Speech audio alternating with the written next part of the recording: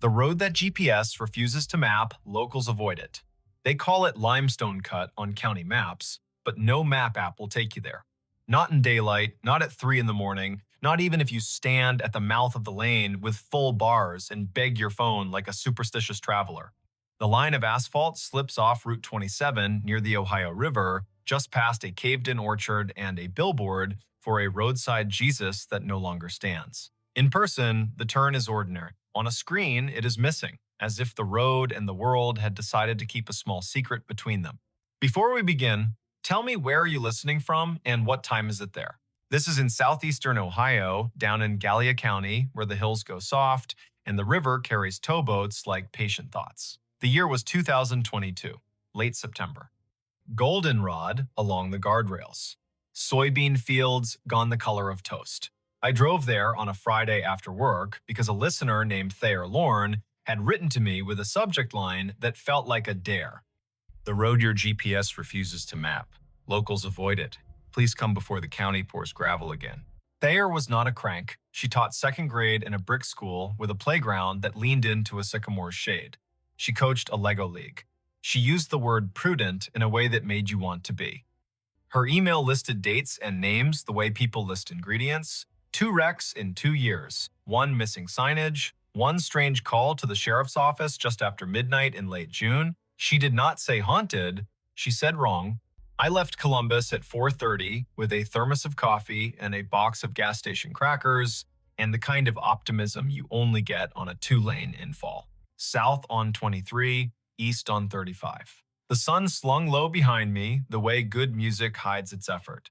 By 7:15, I rolled past Vinton's courthouse with its white clock face turning the hour into a suggestion. I kept the radio quiet. In the passenger seat, the county plat book rode buckled like a fussy child. I could feel the river before I could see it, the way the air saturated and the smell of damp earth put its hand on your shoulder. I reached the turn at dusk. Limestone Cut was marked by a county sign that had once been green and was now a speculation. A locked gate blocked a gravel spur to the right, but the paved lane went on unbothered, as if all gates were for other people. My phone sat in the cup holder, showing me nothing. The blue line ended in a gray shrug. I tried 3 apps. Same shrug. The plat book said the road existed, had always existed, and ran 2 miles east to a decommissioned ferry landing that had not seen a ferry since 1978. The app said, find another way. Thayer's warning lived in my pocket. Locals avoid it after dark. They say it runs warm. They say it has more turns than it used to. They say tires squeal on dry asphalt without your foot agreeing. The first 100 yards were ordinary. Willow and ash. An old fence stapled to posts that leaned like tired men at a bus stop. The air smelled faintly of limestone and wet leaves. Then the temperature did a small, undeniable thing. It rose. Not a gust, not a patch of sun through trees, a steady, even climb that lapped over my forearms and stayed. I glanced at the dash. Outside temp read 64, rising to 68, then 71. The date on the dash glowed September 23rd. The time said 7:47 and slipped to 7:50 without being asked. I lowered the window to let the river air in. The warm beat met the cool and negotiated a truce that left sweat at my hairline. A bend. Another. The road narrowed until it felt like a confession. The trees grew close enough to see where vines had taught them to bow. I rolled slower. A small bridge came into view, wood deck, steel truss. A sign nailed to a poplar announced 1 lane in letters that had been painted by someone who believed in understatements. Beyond the bridge, the road ripple-curved through a cut so tight the rock faces wore each other's dust. I stopped before the bridge, because I am not brave so much as careful. I set the hazard lights flashing red into green. I listened. A train whispered somewhere upriver. Crickets laid a steady carpet of sound over everything. From the cut, a thin metallic note like cooling machinery. The warm air possessed a sweetness I could not name immediately. Jams and canning season came to mind. Then the word arrived. Apples. Not Honeycrisp and not cider. Fallen apples. Ferment thinking about becoming something else. I took my notebook and recorded the details the way you do when you want the future to trust your memory. Time, temperature, smell, no wind, no other cars. Then I drove across the planks and felt the boards answer the tires like a breath under my feet. The cut rose. The hill pressed close. A corner went tighter than it looked on the approach. My rear tires slid a fraction, not enough to call it a slide, enough to make my throat say a quiet word I would not put in print. The steering wheel thudded softly, as if there were two wheels telling me two slightly different stories about straight. I eased. I took the next bend slower. There is a point in a road where the land decides whether you are a guest or a problem. Limestone Cut decided I was a slow guest and tolerated me. The warm air leveled at 76, then climbed another couple of ticks. The smell of apples deepened into something like a recipe, cinnamon without spice, yeast without bread. I passed a turnout with two straight ruts that led into grass and ended at a log older than my car. A shape hung from a branch ahead. I braked. It was a memorial.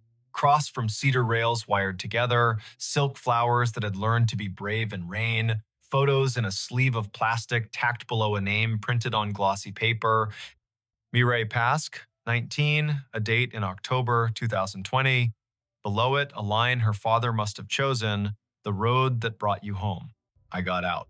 The heat met me like a body. My phone tried to show me bars, then tried not to. A moth hit the hazard light and changed its mind. I stood with my hands in my pockets and felt the place balance itself on me. When I turned across the road, I noticed another set of flowers half hidden in blackberry cane. The name blew up at me when wind finally remembered how. Osric Vales, 21, May 2021. Same line. The road that brought you home. I walked farther along the cut until it opened like a sigh. The lane flattened to a seam along a scrim of meadow that used to be something else. You can tell by how grass lies. If it grows with a memory of rose, something stood there before. The sky went the color of a bruise, deciding between night and purple. A light flickered ahead, low and steady. I squinted. Not a house, not a car, a lantern, rope handle, old-fashioned glass with its bubbles catching the last light. It swung at the mouth of a driveway, if driveway is what you call two parallel lines of dirt that remember wagons. A woman stood a few feet back from it in a denim coat and boots that had done more than look good. She raised a hand. Not a stop, exactly. A hello shaped by caution. You are going the wrong way, she said. Her voice had small-town plainness and age that could have been anywhere between 35 and 55 because work makes a music of people that is hard to date. She nodded to my car. Turn around at the lane. There is no place to swing up ahead. It goes to water and then to nothing, and the bank will be slick after last night. I introduced myself. I said my name and the name of my show. Her face did not change. She untied the rope from a dogwood sapling and brought the lantern closer. The glow put a field of gold on her cheek. You are the radio girl, she said, not unkind. Thayer told me you were coming. She said you are polite. She looked at my tires. I would go back before you go forward. The ferry road has two corners that do not know they are corners, and if you slide there, you will spend the night with your axle thinking about consequences. I asked her name. She said Tamsin Holt. She kept a hand wrapped around the lantern handle, as if light were something you hold to keep it from leaving. She pointed to the bank of the cut where the rock shouldered out above us. Hear that, she said. The rock under here runs with water. Not springs exactly. Leaks from the old drain gallery. The county drilled holes so the slope would get lighter and the holes steam and fall. The air warms, the road sweats. It is not witchcraft. It is a bad idea. We keep pretending we'll dry out. Her lantern threw small moons into the glass of my windows. A flock of nighthawks cut a pattern above the trees. The warmth wrapped the throat more than the skin, which is how you know it belongs to breath or rot. Tamsin tilted her head toward the river. You cannot see it from here, but it sits too close. When the ferry ran, the road came straight to the ramp. They moved the river to suit the men, and the river said, fine, I will move the bank to suit myself. And it has been a conversation since. Why will no app draw it? I asked. She shrugged slowly, as if some questions wore heavy coats. I heard it was a break in the public line after the flood in 2004 when the county closed it to repair the approach and never told the machines they had opened it again. I heard the maps blacklisted the coordinates when a mother drove into the river by following a robot voice that said, "Continue." I heard a man who knows about things sent an email to a company that said, "Please leave it off. We are tired of retrieving tourists and their courage. The people who make those clouds of roads do not live here. They live inside a different weather."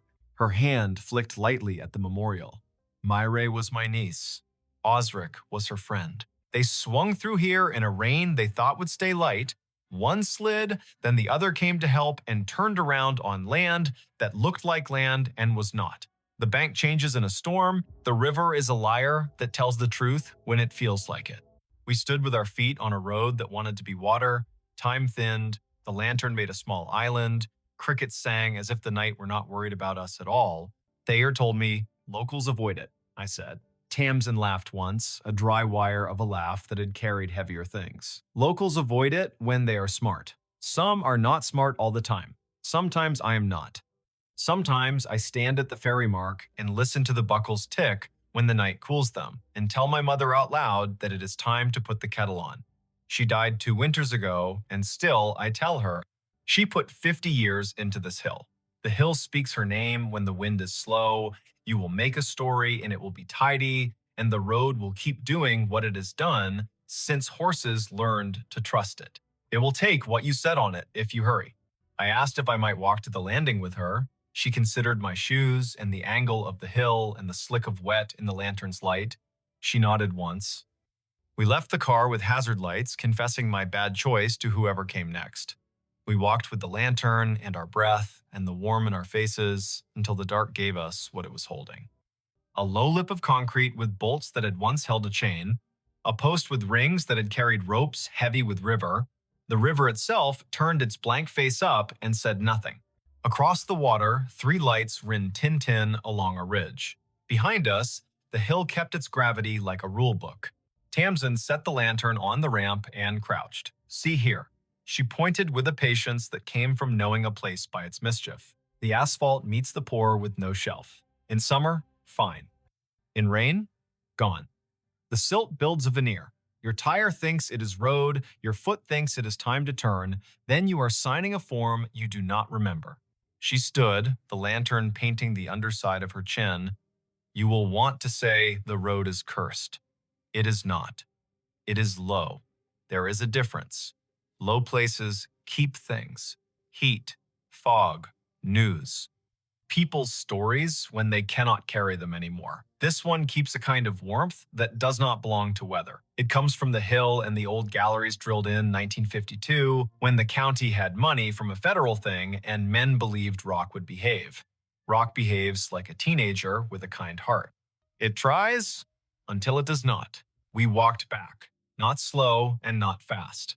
The road felt different even in the short space between the landing and the cut. In the notebook of my body, I wrote a line I could not read until later. The turns here remember another set of hands on the wheel.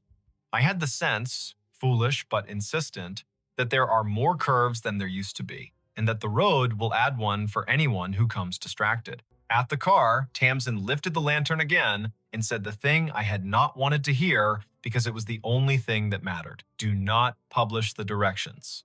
If a person knows, they know, and they approach with respect. If they do not, their phone will talk them out of it and we will save work. Write about the heat. Write about the girls who keep silk flowers alive in rain. Write about how the river and the county have a conversation. In October, no one else gets to hear. But do not draw a map for the kind of curiosity that leaves us with Sunday morning calls. I promised her. I meant it.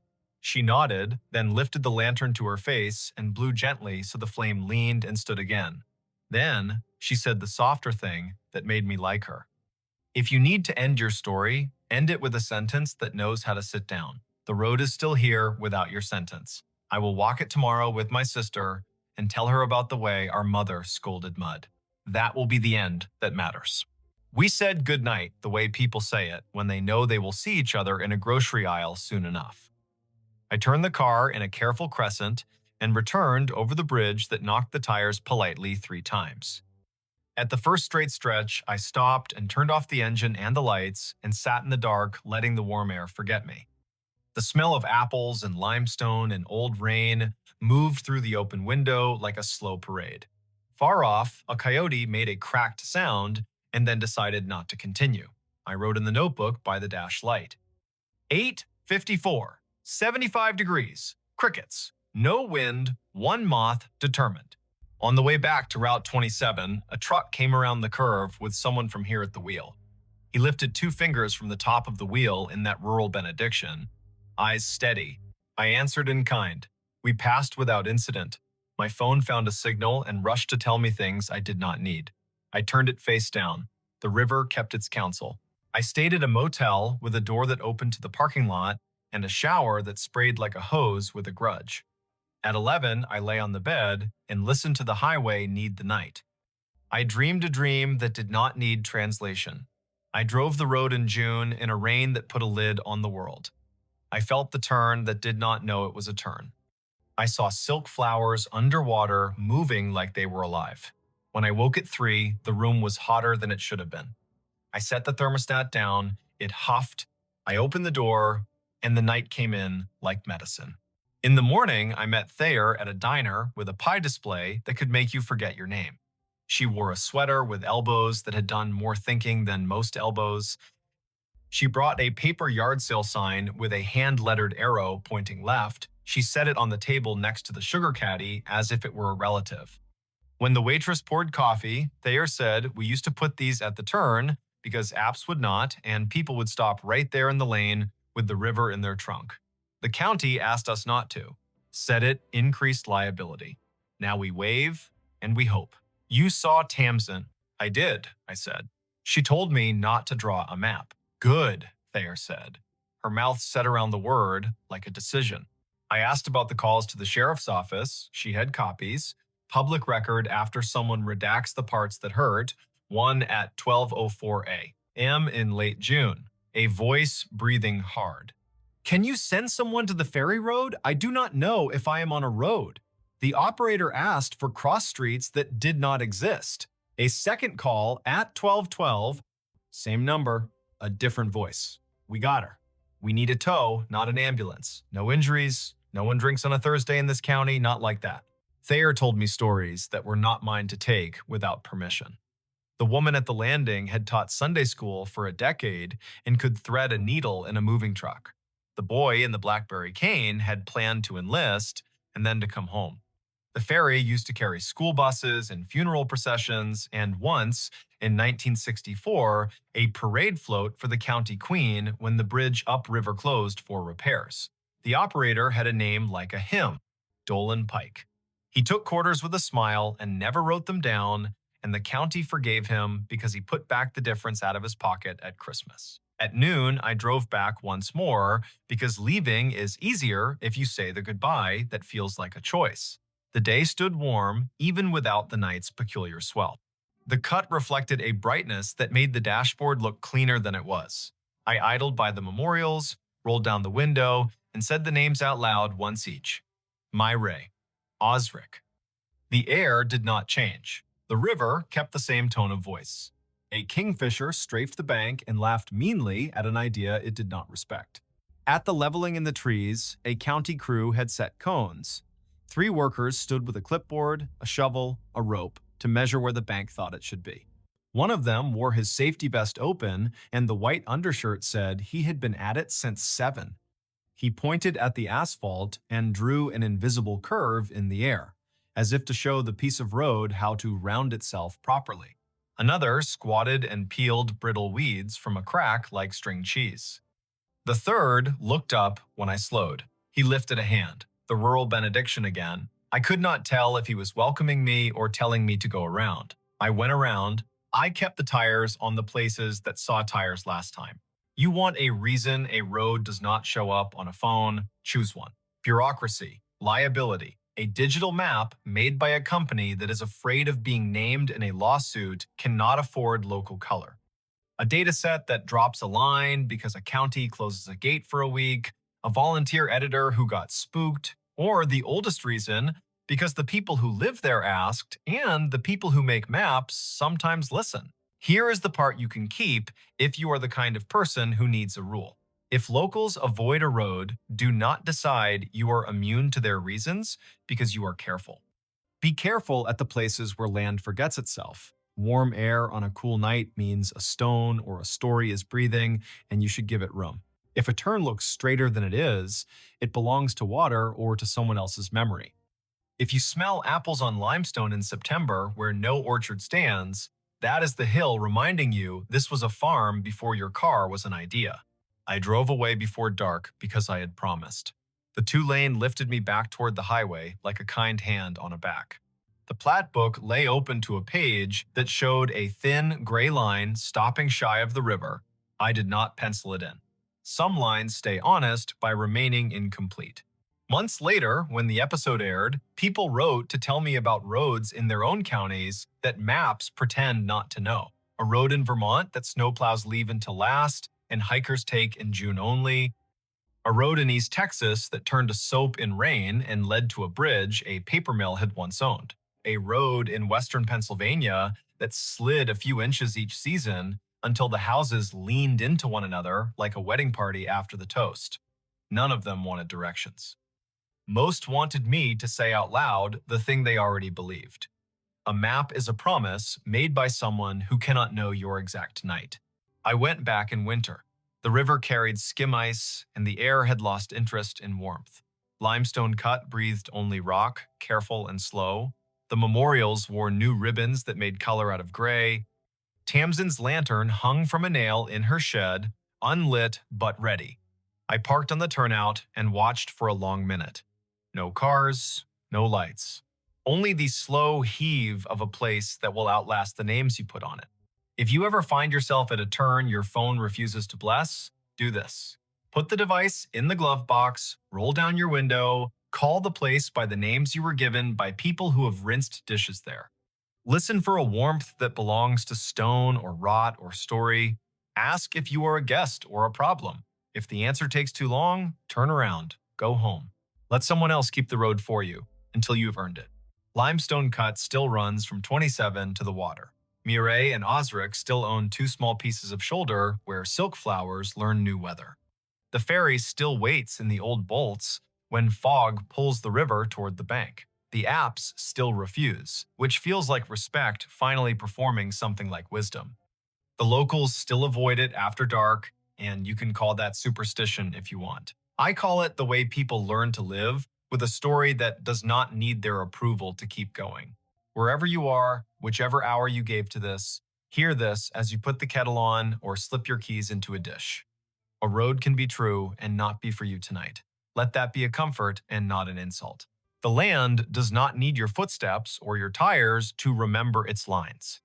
It is enough to name the warmth, bow to it the way you might bow to a neighbor, and step back into the lit part of the map where your house pours light through a window like a square of mercy. The babysitter's last text. Who's upstairs? The text came at 9:58 on a wet Friday in early November, the screen lighting the dim kitchen of a craftsman house on Maple Ridge Avenue in the town of Larkspur, Pennsylvania. The babysitter had written only 3 words, spaced as if she had to force her thumbs to move. Who's upstairs? Before we begin, tell me where are you listening from, and what time is it there? Her name was Ione Kestrel, a college sophomore who took evening jobs to pay for studio art supplies and a public transit pass to the city. She was a quiet soul with a quick wit, the kind of person who noticed the way rain made halos around streetlights and the way children's laughter changed when they grew tired. 2 kids slept under that roof that night, a 6-year-old boy named Briar and his 3-year-old sister named Lark. Their parents, Rowan and Maeve Harrow, had left at 7:15 for an anniversary dinner at a restaurant by the river. The year, if you need to understand the way phones hummed and doorbell cameras watched, was 2019. The house at 42 Maple Ridge was one of those old American stories, built in wood and memory, a deep porch with a swing that complained just enough to be charming, oak floors that spoke out loud when the humidity changed, crown molding thick as a picture frame. At the back, a narrow staircase rose from the mudroom to a short landing, and then up again into the second floor where the bedrooms sat in a row like well-behaved children. At the top of the main stairs, there was a crawl space door that had once led to a linen closet and now led to a barely insulated wedge of attic, hot in summer and sharp with cold in winter, the kind of door that makes a welcome thud when it closes and an unwelcome thud when it doesn't. Before the Harrows left, they did all the small, loving rituals. Maeve set out a plate of sliced apples, a bowl of popcorn, and a note that read, "Help yourself to anything except the scotch." Rowan pointed to the thermostat and said the heat pumps kick on if the temperature dips. Fancy house, but the bones are stubborn. He smiled at Ione in the doorway, hair damp from the drizzle, denim jacket dotted with rain. Text us if the storm knocks the power out. Text us if the kids wake and ask for the song about the lighthouse. Text us even if you think it'll make us look overprotective. It won't. At 7:30, the children were bathed, pajamaed, and nestled into beds that smelled faintly of line-dried sheets. Ione read the lighthouse song twice, and the little girl fell asleep with a hand on the brother's shoulder, a tether strong enough to hold a moon in place. At 8, the dishwasher hummed its modest lullaby. At 8:20, the rain came harder, dropping like a handful of pebbles thrown by a polite intruder. At 8:42, the doorbell camera pinged, announcing a raccoon with ambitions. Ione's phone ticked with messages from a group chat, small bursts of jokes and memes. She answered two and then set the phone face down, because she had promised herself she would be the kind of sitter who watched and listened. She put a kettle on. She chose a mug with a hairline crack because hairline cracks reminded her of river maps. She stood at the back window and watched the alley, where a single streetlight blew a cone of yellow onto the wet blacktop like a candle someone had forgotten to snuff. At 9:21, a floorboard spoke upstairs. It was not the sound of a child rolling over and not the polite pop of wood releasing humidity. It was a stepped-on sound, slow and weight-bearing, forward and then a tiny, deliberate back. Ione took one breath, then another. The kettle clicked off. The house returned to its normal choir. She checked the baby monitor screen. Two small forms slept. The greenish night vision painting dreams onto their faces. She told herself she knew old houses. She told herself wind can make timber say things it doesn't mean. At 9:36, the sound came again. Above the kitchen this time, in the hallway between the children's rooms. One step and another. A long pause. Then the faintest scrape, as if someone had scuffed a shoe and then, embarrassed by the sound, tried to rub it out with the sole. The kind of scrape that turns the air thin. Ione lifted the house phone from its cradle because old houses carry old phones like relics. No dial tone because this was 2019 and the landline was a costume. She put it back and picked up her cell. No missed call, no alert from the doorbell camera. She opened the parent's contact, hovered, did not press. First, she would look, she would be careful. She would not give Rowan and Maeve a reason to race home on wet roads unless there was a reason. She climbed the back stairs because they felt less like a stage. Each step was shallow and careful. The rain softened to a hiss. Her breath became a guest she had to host with manners. At the landing, the air grew cooler. She could see down the short hall into the little boy's room, the lighthouse nightlight casting a steerable arc of white. She could see the girl's room door nearly closed, just enough to make a crescent, the way some children like it. She could also see the crawlspace door at the top of the main stairs. It was closed, latch turned. That mattered more than it should have. She waited. Sometimes the house wants to know if you have patience. Sometimes it will reward you with silence. Sometimes it will not. There was a third sound, not a footfall this time, but a breath. Not hers. Not a child's soft, open-mouth exhale, but the kind of breath that pauses at the end like it is tasting the air. It came from the darkness beyond the crawlspace door, except the door was shut. Ione felt the tiny hairs along her forearms confess themselves to fear. She stepped into the boy's room. He slept with his mouth open just a little, lower lip shiny. Good. She stepped to the girl's room. Little Lark had turned onto her stomach, stuffed rabbit tucked under her chin. Good. When Ione moved back into the hall, her eyes caught something at the far end where the light thinned. A strand of damp hair lay across the floorboards, faint as a pencil mark, a single narrow ribbon that did not belong to either child. It glistened. She knelt without thinking and picked it up. Cold. Clean. Long enough to belong to someone grown. She stood up too quickly and steadied herself with a hand on the wall. Her palm pressed into a nail head that had been painted over and sanded down so smooth it felt like a coin. She thought the oddest thought then. If I press that nail in, will the crawlspace door open by itself?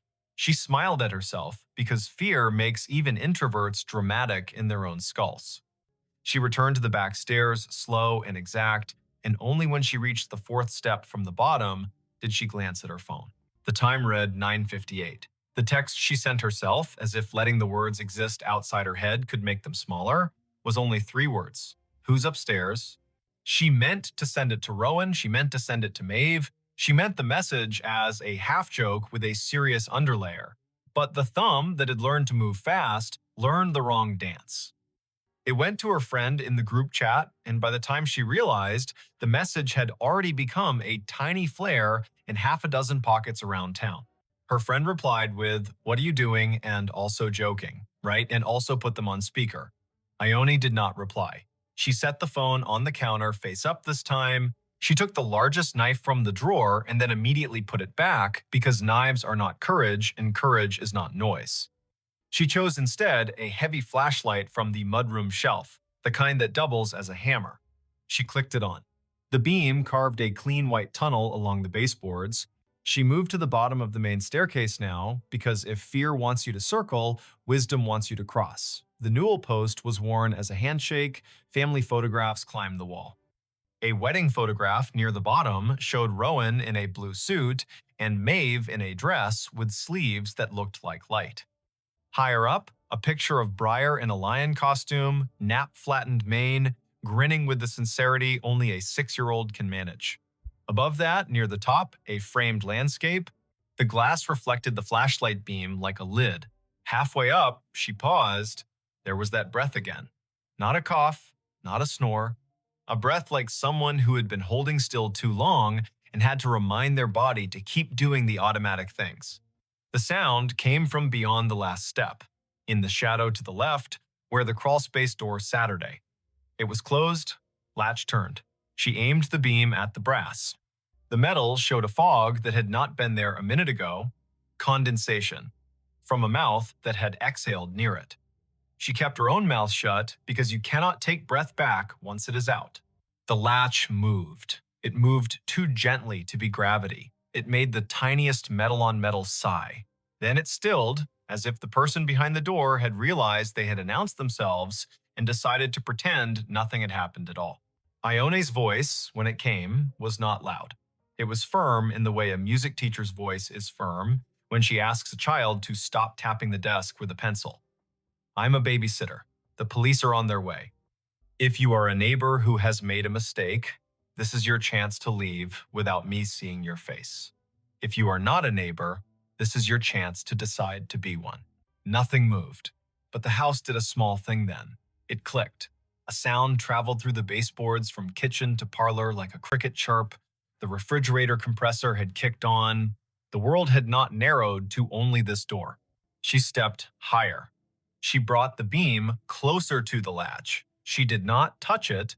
She watched a drop of moisture on the brass slide very slowly toward the handle and then stop, held by a force that did not want to be named. From the children's rooms, nothing. From outside, rain. From down the hall, a draft like someone had opened a mouth to speak and then decided not to. She took the phone, thumb shaking now not from drama, but from the body's strange understanding of scales. She typed 911 and the call went through on the first chime. The dispatcher answered with a first name and a county. Ione told that calm voice her name, the address, the fact of 2 sleeping children, the fact of a locked door with breath behind it that did not belong to the family. The voice said, officers are on the way. The voice said, stay on the line. The voice said, do not open the door. So she did not. She watched it the way you watch a stage when you know the performer is already in the wings. She told the dispatcher every small thing she saw, The latch is fogged, the brass is pitted near the screw head, the paint around the jamb is chipped the way it chips when someone tries to open a door with a butter knife. The dispatcher asked about the kids, and she told her about the lighthouse song because sometimes the answer to a safety question is a story that proves you are paying attention. It took 6 minutes for the first cruiser to roll into the alley, though those 6 minutes ran long like string you cannot find the end of. 2 officers climbed the porch steps, rang the bell softly out of habit, then tried the knob and announced themselves. Ione walked down the main stairs, not taking her eyes from the crawlspace door, unlatched the front door, and stepped back quickly so the officers could enter. Their names were Officer Tamsin Dupre and Officer Hal Moran. They were young enough to still wear the job like a coat borrowed from a bigger relative, and old enough to know when to keep their weapons holstered because children were sleeping. Ione pointed. The hall was framed now by their bodies and the yellow hallway light and the cleaner light of the flashlight. Officer Dupre nodded, raised a hand to let silence accumulate, and then approached the door with a slowness that reminded Ione of a conductor raising a baton before the first downbeat. Dupre put 2 fingers lightly on the latch and did not move it. She bent, eye to the thin seam between door and jamb. She inhaled. She did not exhale for a count of 3. Then she did, a controlled tide. She mouthed one word to Moran. There. Moran moved with that cop-slow speed that reads as kindness until it becomes a tackle. He positioned himself on the knob side. Dupre took the hinge side. They counted without sound. Moran turned the knob and pulled. The door did not open. Dupre drove her shoulder low into the panel, and the old wood decided to be new and gave with a crack that sounded like an ankle breaking far away. The space beyond was small, angled, cluttered, with things families save because they carry stories in them. A fan with no blade, a suitcase with travel stickers that meant Paris had existed once for someone in this house, 3 plastic bins of children's clothes marked in black marker, a broken chair that had not given up, and a person, folded into the angle between floor and pitch, knees under chin, face turned away from the light, hands empty and ready to lie about it. Dupre said, "Do not move." Moran said, "Show me your hands." The person did not show their hands. They lifted their left shoulder like someone about to stand in a narrow coffin, and then realized there was no way to both stand and not be seen. They kept their face turned. A smell came from the small hot space that was not attic smell. It was sweat and wool and rain and a cologne Ione could not name but would recognize for years in crowds and feel a short-lived lightening in her spine. The person finally shifted enough for the light to catch their cheekbone. Smooth, young, the jawline of someone who still believes they can sneak back to the version of themselves that did not make this choice. Dupree reached. The person flinched, then stilled. Moran took the wrists, quick. Plastic cuffs clicked, and Saturday. The person whispered one word so fast and so quiet, it sounded like a sound and not a word. Please. There are nights when a house rearranges what you know about it. There are nights when law and luck arrive at the same time and dress alike so you cannot tell who deserves the thank you. There are nights when children sleep through the loudest noises and wake to the softest ones. Briar woke when Officer Dupre gently asked Ione if the boy had a favorite song she could sing while they stepped this stranger past his doorway and into a world that would be, for the stranger, smaller and heavier. Ione sang the lighthouse song, the boy rolled over, the girl sniffed twice and then reclaimed her rabbit. The name given at the kitchen table later, with the cuffs off and the hands folded around a paper cup of tap water, was Corin Vale. He was 22, a barback at a music venue downtown, a part-time mover for a storage company on the edge of town, a person whose landlord had changed the lock that very afternoon because rent was late again, and who had wandered past the Harrows house just after 9, watching rain stencil shadows on the porch. He said the front porch light was off, that the back alley light was the kind that made him nervous because it buzzed. He said he had once done a job in this very house, moving boxes after Maeve's mother passed, that he knew the crawlspace door did not always latch if you pushed too hard. He said all this in a way that sounded like memorized lines. Officer Moran left for a minute and returned with a small bag-tagged chain of custody. Inside, a multi-tool with a narrow flathead blade that would fit under a painted jam and lever it without much damage, a pair of cheap cotton gloves, damp, a folded postcard someone had intended to mail, featuring a lighthouse on the coast of Maine and a note written in pencil that read, "We are well, love you, see you in December." The postcard had not been addressed yet. Corin looked at the lighthouse as if it had insulted him. "Why?" Officer Dupre asked. "Are you in a crawl space with a multi-tool?" Corin said he wanted to get out of the rain. He said he saw the back door wasn't fully latched. He said he knocked and no one answered. He said he stepped inside to be out of the weather. He said he heard children and then realized he had made a mistake and was trying to hide until he could unmake it. He said he had not gone near the bedrooms. He said he had not taken anything. He said most lies are just a breath away from the truth if you hold the breath long enough. The doorbell camera proved he had never rung. The back door, which Ione had locked after the raccoon, had not been forced, which meant the multi-tool had met the strike plate and learned a new way to talk. The thin condensation on the latch proved his face had been inches from the brass, as if he were listening through metal to weigh his chances. The damp hair on the hallway floor did not match Ione or the children. It matched Corin. The officers did not say poetry out loud, but sometimes evidence makes a poem whether or not you want it. Rowan and Maeve arrived at 10:28, wind-blown and wet, faces open with fear, and then with the specific relief parents make when they count the number of children and find the number unchanged. Maeve thanked Ione, then thanked Officer Dupre, then thanked the kettle for existing because it gave her hands something to do. Rowan walked to the base of the main stairs and looked up at the crawlspace door and put his hand on the newel post like a man greeting an old friend and apologized under his breath to the house for not knowing it needed him tonight. The rain slowed. The streetlight outside defined every leaf as if auditioning them for a brighter job. Corin Vale sat at the kitchen table and looked smaller and then larger and then smaller again, the way a person does when they realize they have chosen a story they cannot revise. He asked for a lawyer then, as was his right, and the night shifted into a new shape with paperwork and phone calls and the sound of zippers on evidence bags. Later, after the officers had gone and the house had been put back in order with all the rituals humans use to convince themselves the world is knowable, Rowan stood on the porch and stared at the street. A car hissed by, tires whispering on wet asphalt. Somewhere, a train declared itself. He turned when Ione stepped onto the porch with 2 mugs of chamomile tea and the brittle, beautiful calm people make after the danger has taken its hands off their shoulders. He said thank you a dozen ways that did not use the word thank. She said, of course a dozen ways. That meant I am shaking on the inside, but I am still here. Maeve joined them, the porch light warming the edges of her hair, and the 3 of them stood in a small triangle like a warning sign no one else would read. When Maeve spoke, her voice had a new floor under it. We will change the locks. We will reinforce that door. We will move the postcard basket. We will install a sensor that turns on a light at the slightest motion. We will do the things that let us sleep. Ione nodded and did not say that sleep would come with its own sounds now. The sound of a breath behind a door. The sound of a latch fogging. The sound of a floorboard speaking the truth. There is a detail the police report will not mention because police reports must make simple lines out of crooked nights.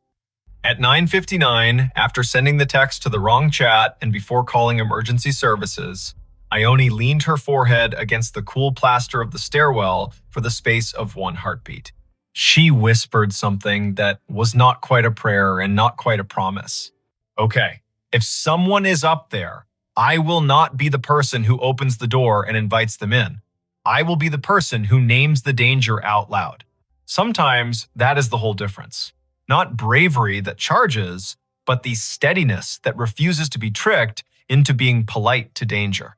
The next morning, the November sky tried on a bland blue and liked it. The town of Larkspur went back to the work of a Saturday. Kids in hoodies kicked at leaf piles. The bakery line wrapped twice around the counter. A woman in a gray coat standing by the river thought the water sounded like someone ripping silk very slowly and wondered who she would tell that to.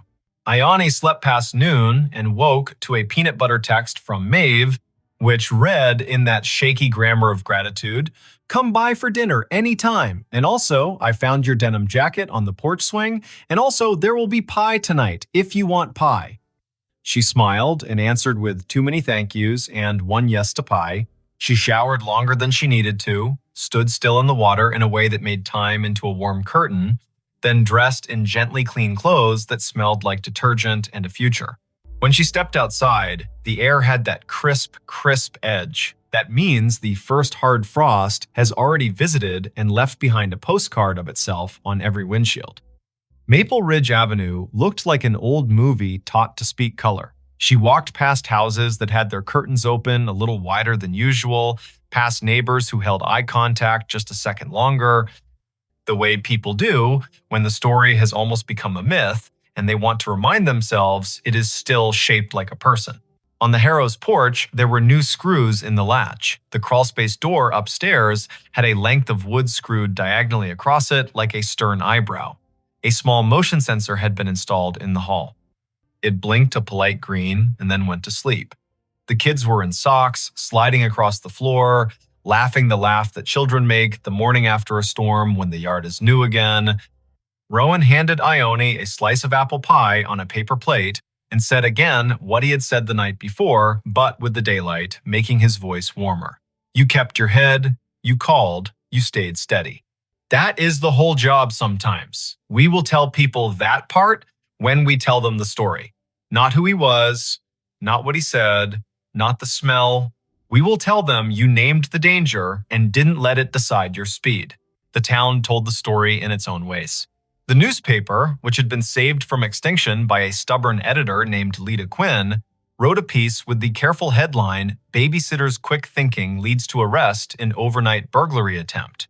The group chat learned, gently from Ione herself, that sometimes jokes congeal into myths, and myths can be mean. At the music venue, a bartender wiped the length of the bar 3 times, then once more, then stopped. At the storage company, a supervisor stared at a stack of moving blankets and tried to add up what the numbers meant about people. There is not a moral here sharpened so clean it can cut bread. There is not an ending where everyone claps and the house resumes being only a house. There remains a door with a new diagonal board and screws that will loosen over time and be tightened again. There remains a boy who will ask, on a night 2 weeks later when rain drums the gutter, "Can you sing the lighthouse song one more time?" And a girl who will say, "Not the part where the foghorn sounds, that part sounds like a giant in the crawlspace." There remains a young man named Corin, whose first court date will arrive with a sky the exact color of the alley light, and who will have to decide whether to say the word sorry to the ceiling or to the faces in the room. At 9:58 on some future night, a phone will light in some other kitchen in some other town, and a person will type 3 words spaced out as if their thumbs had to be convinced. Who's upstairs? If you are that person, hear this story as a map of breath. Name the danger, make the call, keep your voice exactly as loud as it needs to be and no louder. Stand where you can see doors and hallways. Carry light. Remember that a latch that fogs is a sentence the house is trying to say. Let the sentence finish. If you are listening from a city, may the traffic outside be ordinary and honest. If you are listening from a farmhouse that knows every creek by its first name, may the wind be the only guest tonight. If you are listening in a small apartment where the neighbor's footsteps already live in your ceiling, may you learn the grammar of each tread so well that the first strange syllable tells you exactly what to do. The babysitter's last text was a question pointed upstairs, but the real end of the story is how she answered all the other questions pointed at her. Will you panic? Will you try to be polite when the moment calls for clear? Will you open a door because silence asked sweetly? She chose no, no, and no. She chose the shape of a steady voice on a thin line. She chose to be the reason the house could go back to being only wood and memory. Some nights, when she passes the Harrows by chance and the porch swing is still, she hears only the rain and the river, and that is enough.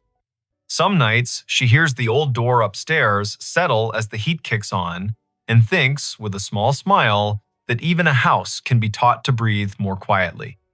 And on the better nights, every window along Maple Ridge holds a square of light cut perfect as a fresh slice of pie, and the street keeps its watch, and the children sleep so deep the world could rewrite its rules, and they would wake to the new rules fresh and ready to be memorized. If that happens where you are, tell me when. Tell me what the air smells like. Tell me the hour, spoken slowly so the world cannot run away with it. Tell me if the latch on your upstairs door is dry and dull or a little fogged from someone's breath. Tell me if you are holding a mug with a hairline crack that looks like a river map. Tell me if the house has taught you any of its words.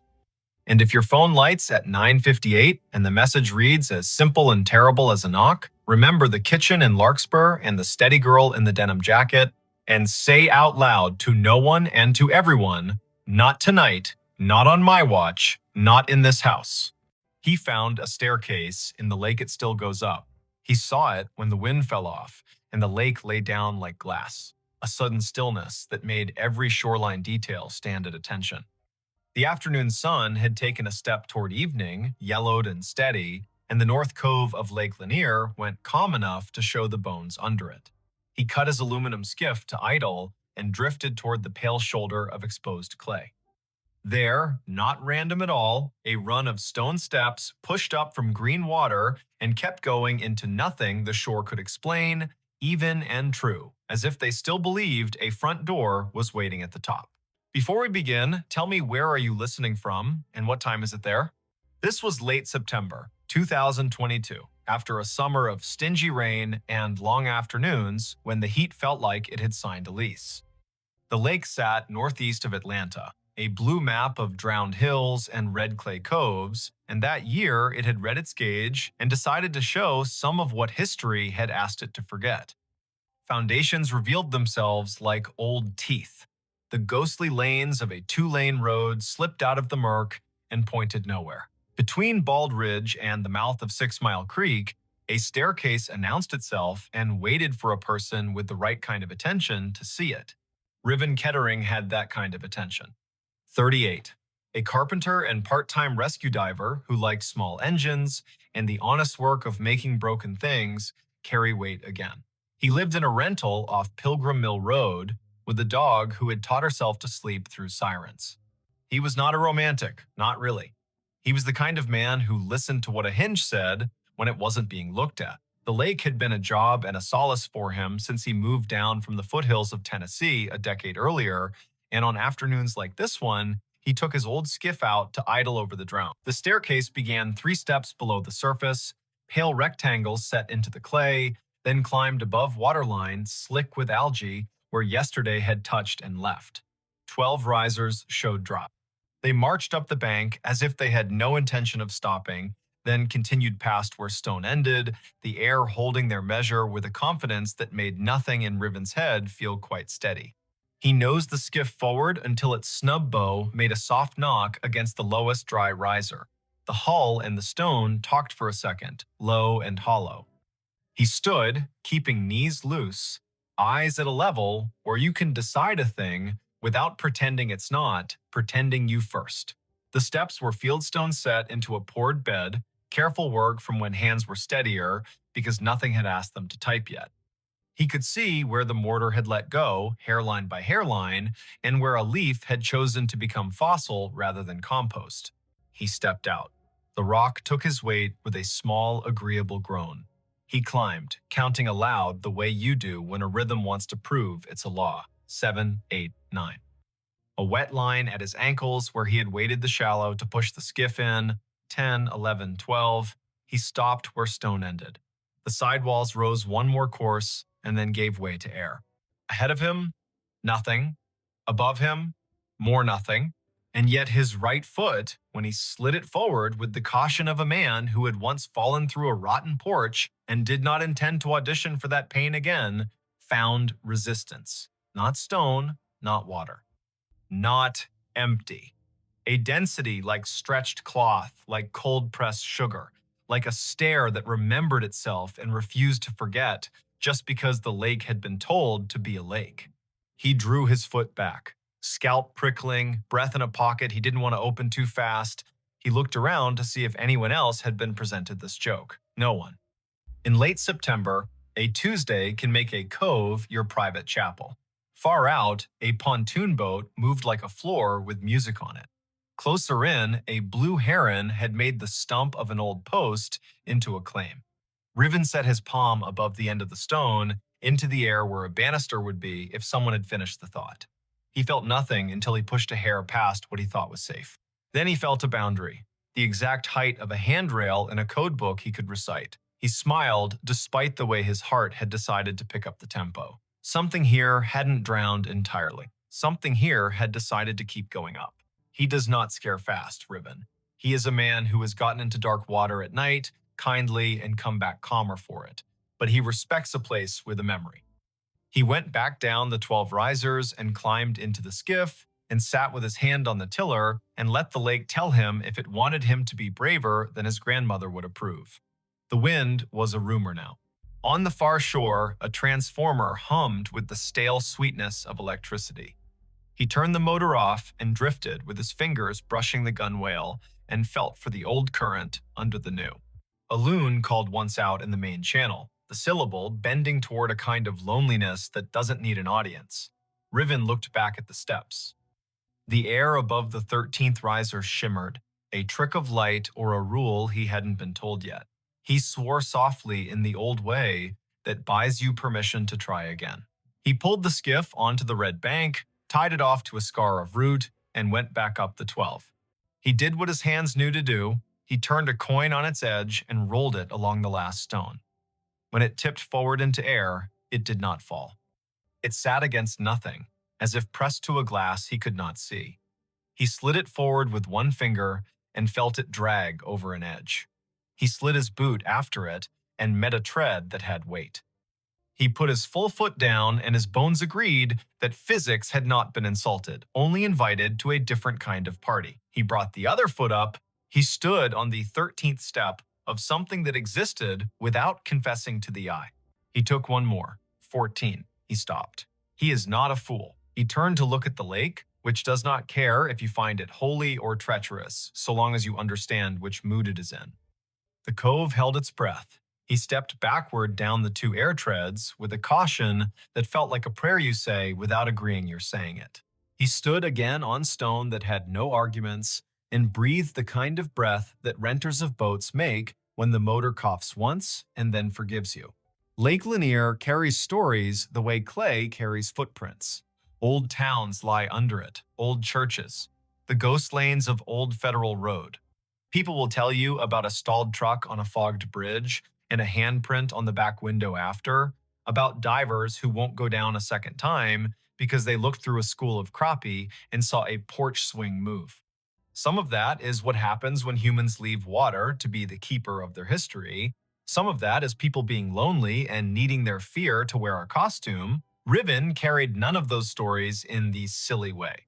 He carried them the practical way.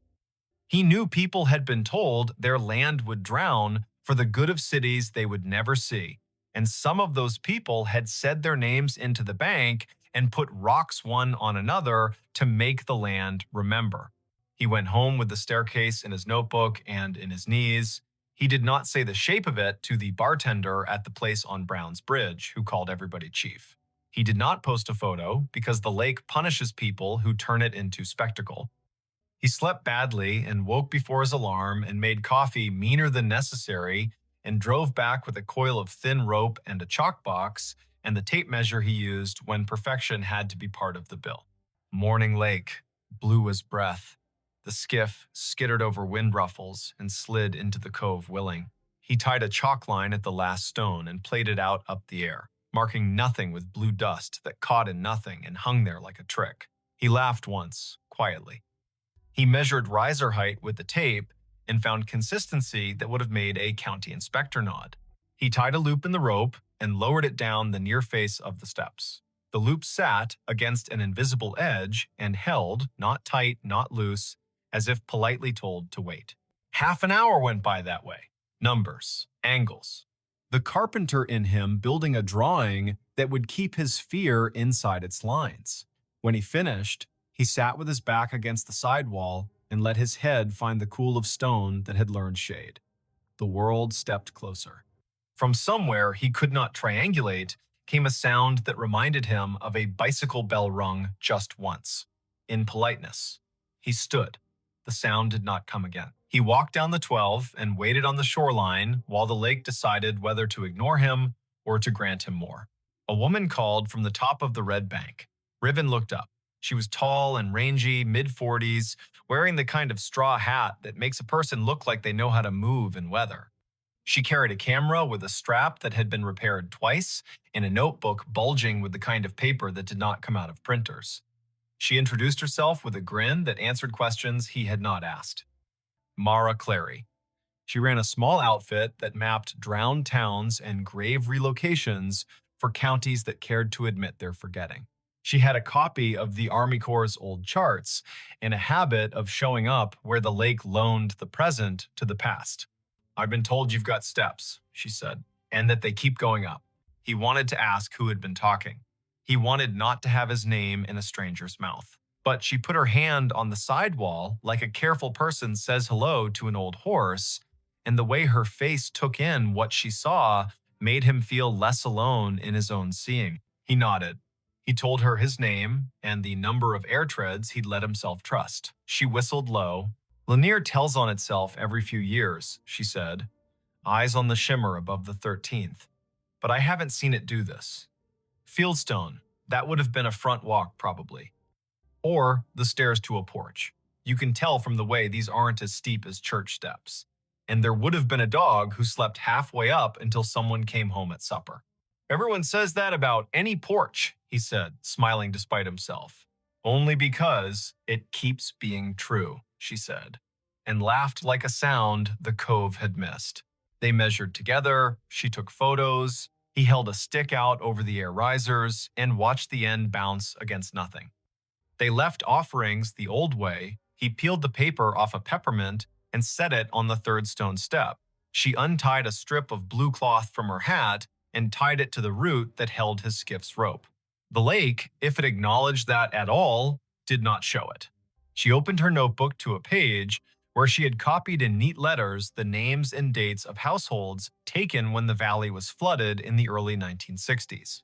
2 farms had sat on this spur, the Sumter place, the Jory place. Sumter had 5 children and a clean way with fence lines. Jory was famous for a Sunday table and a sour temperament the rest of the week. The county had cut checks and called it a necessity. The stairs could have been either family's. But on the sidewall, low near the 5th riser, they found a mark cut into mortar with a nail or a stubborn penknife. A letter. "Jay, you think Jory," she said. "Or June," he said. "Or Josephine. Or a boy who didn't get to grow into his handwriting rights, their first initial into any stone that isn't busy." The lake made a small sound against the hull, a shrug. They came back the next day, and the next after that. In the afternoons, teenagers on rental jet skis came doing grammar the water did not admire. In the mornings, a heron watched like a magistrate. Once, a man in a bass boat cut his engine and drifted nearer and asked if the invisible was real or a trick. And when Riven told him the truth, he raised his cap and said, "Well then," and idled away because some facts want to be left alone to keep being facts. On the 5th day, just after noon, when the light loses some of its slant and the lake starts its long exhale toward evening, the air changed. Riven was on the 14th invisible tread, Mara 2 below on stone, the rope tied at his ankle as if that kind of thing would help. He felt a pressure move across his shin like a child's study of a newel post. The hair on his forearms declared a vote. He looked up. Above him, a faint dark line hung in the bright. A lintel, if you wanted to pretend to see one. A line where a door might have decided to sit if it still meant to. He lifted his hand slowly and let it hover. It met resistance at the height where a latch would be if people had followed the same measurements here as they did in town. He pressed a fraction and felt the air give. Not much, not enough to invite him, only enough to say, "I know what you are asking for," and no. He withdrew his hand. He did not try again. He went back down and sat on the 6th stone step and put his elbows on his knees and let his head go heavy in the way of a man who knows the difference between a closed door and an answer. "Not today," Mara said, not unkindly. Doesn't mean never. A storm ran around the rim of the lake that night and forgot how to come down. The next morning broke clean and noisy, with birds relieved to be right about the Sunday. When they returned to the steps, the peppermint was gone. The strip of cloth whispered against the root when the wind remembered it. On the fourth stone riser, a line had been drawn in the red dust by a finger that had not belonged to wind. 4 short lines, 1 long. The way a person keeps track of days when they are doing a job no one else is counting, they looked at each other like people who have been included in a conversation without earning it. Mara wrote down the marks in that tidy, practical hand. Riven climbed to 14 again and did not press the air where the latch would be. He listened instead. It is an old trick. The more you don't demand to hear, the more willing a place is to say its piece. Somewhere above him, at the end of the invisible run, a sound came faint, almost an opinion. The scrape of a chair, foot against a wooden floor. Once, then a breath, remarkably ordinary, let out by someone who was done with a small effort and is pleased to have finished. He let his knees bend and went back down step by careful step. The county put out a notice, polite as a church lady, asking people not to climb anything that felt like absence. A man from the Corps came by with a clipboard and a caution that did not include humor and told them to rope the place from the bank. They tied a line and left it slack enough to be ignored by whatever needed to come and go. Mara logged coordinates and photographs and the exact color of the lichens on the sidewall. Riven made a drawing of the steps that showed the air ones the way you show trust, with dotted lines and a note that says, "As found." Word spread anyway. It always does when to leave a thing alone would be the more complicated form of love. A grandmother came and watched from the shade and told her granddaughter a story about the summer her brother rode a bike into a field that is now part of the lake and fell and did not cry, because corn leaves will cut you if you give them. An audience. A man in a Braves cap stood for a long time with his hands in the back pockets of his jeans and didn't tell anyone why his eyes kept the gloss they kept. A boy clapped once and apologized, and then asked if the staircase sounded like anything, and when Riven told him about the scrape and the breath, the boy looked toward the place where a door might be and whispered, "Thank you," like a student to a teacher who has handed out permission slips to freedom. On a Wednesday morning in early October, the lake rose 2 inches. The first stone step went green again. The 12th stayed dry. Riven set his palm to the sidewall as he had begun to do without design and said the names of the months out loud as if they were a key. Mara arrived late, hair in a bandana printed with little cranes, a thermos in one hand and a sheet of onion skin paper in the other, the thin kind that takes pencil and lets the stone's texture come up through. She rubbed the J, the nail-cut letter, and the tally marks. When she lifted the paper, the letter and the lines looked like a message written by someone whose words had to be rationed. She tucked the rubbing into her notebook with a care Riven recognized as kin to prayer. By noon, clouds built into a boast. Mara packed her camera because electric things deserve not to be insulted by weather. Riven untied the rope at his ankle and coiled it with the absent-minded competence of someone who likes ropes for the way they make order out of risk. The air above the 14th step felt different, cooler somehow, denser. He looked up and wanted more than he would have admitted the week before to see something acknowledge him. Not a face, not a figure, an idea. The lake refused. It kept to its rights. Before the storm broke, a small group arrived in silence. Not tourists, not thrill seekers, people in good shoes that did not belong to docks. A woman in a navy blazer, a man whose tie had been loosened by degrees and had stopped at 3, an older woman with a cane that looked like it had been carved by someone who understood trees better than money. They stood on the bank above the line and watched the steps like people watching someone figure skate after having once skated the same routine 3 decades ago and remembering what the body used to hold. The older woman spoke first, to the stone, not to the living. "You kept it," she said. "You stubborn thing. I told them you would." She introduced herself when Riven climbed down to the bank with his curiosity plainly showing. Ada Sumter Jory. Not a marriage, she was quick to clarify, but a habit of names borrowed and kept. Her father had been a Sumter, her mother a Jory by necessity and grievance. She had been 10 when the men from the government came and put stakes on the hill and told her they were measuring to make the river useful. She had been 14 when the kitchen was dismantled and stored in a relative's shed, and the porch chairs were put on a truck without the porch. She had been 15 when the lake finally climbed to the seventh stair, and the dogs refused to sleep where they had always slept, and had to learn ground new as a dollar. My granddaddy set those stones, she said, chin lifting toward the steps. He knew the grade by eye. House stood there. She pointed at the air, ran long that way. Kitchen at the back, where mornings were honest. Stairs to the sleeping rooms tucked in right of the door. He told me we build stairs for coming and going and for waiting. That last part is where the world gets the math wrong. She cleared her throat once, a small thing that meant a larger thing had moved through it. My brother wrote his letter J in the mortar before it set, she said, and smiled fully for the first time. He was 5 and mad because he had not been allowed to carry a stone and needed to have done something the porch would remember. They watched the lake together as it considered which forenoon belonged to which afternoon. Mara showed Ada the rubbing, and Ada put her palm on the paper like a hand over a baby's sleeping flank. He stayed mean, she said of Jory, but without any real heat.